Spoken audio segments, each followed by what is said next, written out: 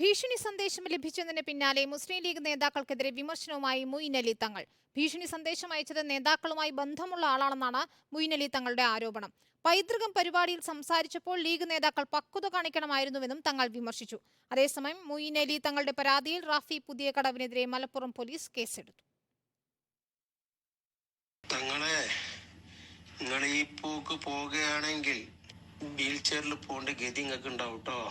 സമുദായ നേതാക്കളെയും പാർട്ടി നേതാക്കന്മാരെല്ലാം വെല്ലുവിളിച്ച് പോവുകയാണെങ്കിൽ നിങ്ങൾ വീൽ ചെയറിൽ തന്നെ പോണ്ടി വരും. തങ്ങൾക്ക് ഇനി പുറത്തിറങ്ങാൻ പറ്റൂല. ഭീഷണി സന്ദേശം അയച്ച റാഫി പുതിയ കടവ് ലീഗ് നേതാക്കളുമായി അടുത്ത ബന്ധമുള്ള ആളാണെന്നാണ് മൊയ്ൻ അലി തങ്ങളുടെ ആരോപണം. അല്ല, നമുക്ക് പ്രവർത്തകനാണെന്നില്ലല്ലോ.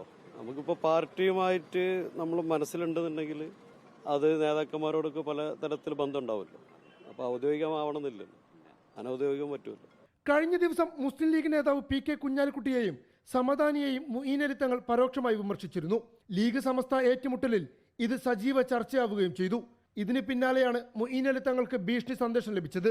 അന്ന് പറഞ്ഞ വിമർശനങ്ങളിൽ ഉറച്ചുനിന്ന മൊയ്ൻ അലി തങ്ങൾ നേതാക്കന്മാർ പക്വത കാണിക്കണമെന്ന് ആവർത്തിക്കുകയും ചെയ്തു.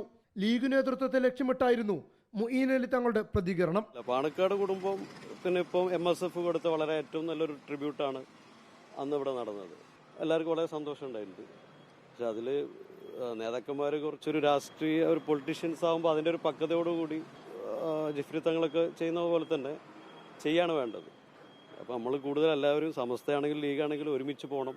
എന്നാലാണ് ഇതിനൊക്കെ ഒരു അടിസ്ഥാനപരമായിട്ട് നിലനിൽപ്പുണ്ടാവുള്ളൂ. സമസ്തയിലെ ഒരു വിഭാഗവുമായി ലീഗ് നേതൃത്വത്തിന്റെ ഏറ്റുമുട്ടൽ തുടരുന്നതിനിടെയാണ് പുതിയ സംഭവ വികാസങ്ങൾ. ഭീഷണിക്ക് പിന്നിൽ ലീഗ് നേതൃത്വത്തിന്റെ പിന്തുണയുണ്ടെന്ന മൊയ്ൻ അലി തങ്ങളുടെ പരോക്ഷ വിമർശനം ലീഗ് നേതൃത്വത്തിന് തലവേദനയാകും. Reporter Ashkar Ali Karimba, in reporter, Malappuram.